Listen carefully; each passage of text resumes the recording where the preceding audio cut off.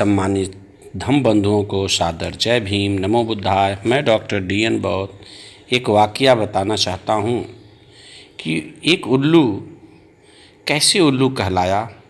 आखिर एक उल्लू कहता है कि आखिर मैं उल्लू क्यों हूँ, मुझे उल्लू ही क्यों कहते हैं। चले विचार करें, परीक्षण करें कि हमें देश दुनिया के लोग उल्लू क्यों कहते हैं। आखिर मैं बदनाम क्यों हूँ, किसने किया? कहीं इंसान लोगों ने मुझे बदनाम किया या मेरे खुद के कर्म से ने किया? यह परीक्षण आज करना है, या मेरे अपने लोगों ने किया? इसका कोई तो वजह होगा जो हमारे लोगों को उल्लू कहते हैं। यह वाणी एक उल्लुओं का बादशाह अपने समाज को उल्लू की उपाधि से क्यों नवाजा जाता है, उसका परीक्षण करने के लिए एक वाकया को बताता है, अमल करता है। परीक्षण के बाद ही निष्कर्ष निकलेगा कि एक घटना से ही कि यह उल्लू है या नहीं। साथियों, एक बार का एक वृतांत की घटना है कि एक हंस हंसनी जा रहे थे। शाम हो गई, काफ़ी थके हुए थे। सोचे यहाँ एक पेड़ दिखता है, वहाँ रुक जाते हैं और आराम करते हैं। पुनः प्रातः होने पर आगे अपने जंगल में चले जाएंगे, अपने गंतव्य स्थान पर। इतना सोच विचार कर एक बड़े पेड़ के नीचे बैठकर विश्राम कर रहे थे कि उल्लू का बादशाह और उल्लुओं की बटालियन ने वहाँ पर रात भर आए पेड़ पर और खाओ खाओ करते रहे। हंस हंसनी सो नहीं पाए उनकी इस तरह की आवाज़ से। किसी तरह रात बिताई। भोर में ही उठ के वो चलने लगे। जैसे ही वो आगे बढ़ते हैं, आगे जाने लगे, तो उल्लुओं का बादशाह चिल्लाने लगा कि रोको रोको, हंस मेरी पत्नी को लेकर जा रहा है। तो सभी उल्लू बोले, कौन ले जा रहा है? कहाँ है आपकी पत्नी? कहाँ वही हंसनी तो नहीं है? तो कहा, नहीं, वो मेरी पत्नी है। इस पर सभी उल्लू हंस और हंसनी को रोके और वहाँ पर पंचायत हुई। उल्लू बोला, पंचो, मेरी पत्नी को हंस ले जा सकता है, क्यों ले जा रहा है? पंचो, हमें हमारा न्याय दिलाओ।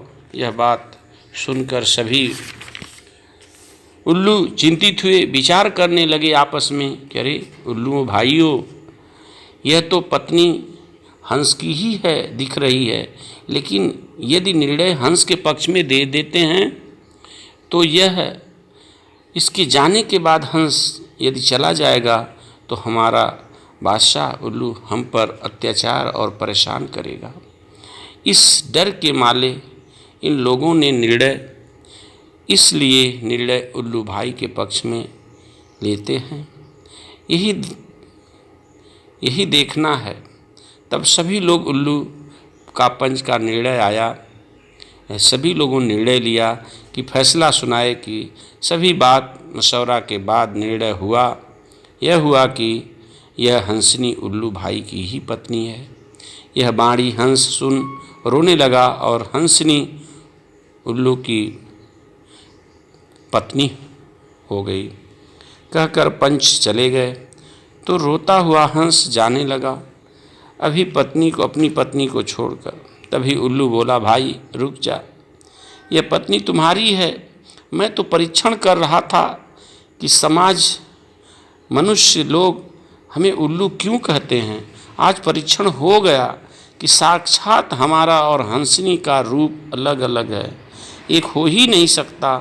लेकिन इन लोगों को प्रकाश रहते हुए भी इन्हें दिखाई नहीं दिया, ज्ञान नहीं है,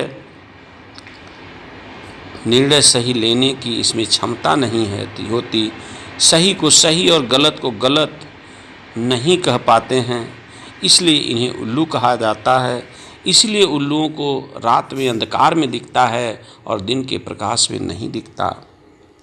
आज हमें समझ में आ गया कि हम और हमारे समाज को इसलिए ही उल्लू कहते हैं, इसलिए क्योंकि हमारे लोगों में न्यायिक चरित्र नहीं होता है, वह मुँह देख करके बात करते हैं।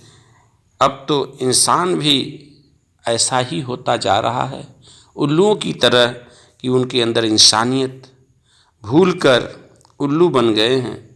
इसलिए गलत को गलत बोल पाना बड़ा ही मुश्किल होता है उल्लू जैसे लोगों को। उनके अंदर सत्य और असत्य की पहचान छीन होती जा रही है। सत्य बोलने की क्षमता खत्म हो रही है। क्षमता बढ़ाएं, उल्लू ना बने, जो है वैसा ही रहने दे, वैसा ही बोलें। इसीलिए देश में सभी सम्मानित साथियों को यह शिक्षा लेनी होगी कि उल्लू ना बने। उल्लू जब तक आप बने रहेंगे, नायक पूजा करेंगे, गलत को गलत और सही को सही बोलने की अपने अंदर दृढ़ संकल्प और क्षमता नहीं पैदा करेंगे, तब तक आप उल्लू रहेंगे। इसी से उल्लू को यह परीक्षण हो गया कि हम उल्लू हैं, हमारे लोग उल्लू हैं। इसीलिए सभी देश के लोग उल्लू कहते हैं। इन्हीं शब्दों के साथ सभी धम्म बंधुओं को सादर जय भीम, नमो बुद्धाय। अधिक से अधिक बीके महागुरु चैनल देखें, सब्सक्राइब करें। अच्छे से अच्छे आपको वक्तव्य, ज्ञानवर्धक, मोटिवेशनल पॉइंट आपको मिलते रहेंगे। सभी धम्म बंधुओं को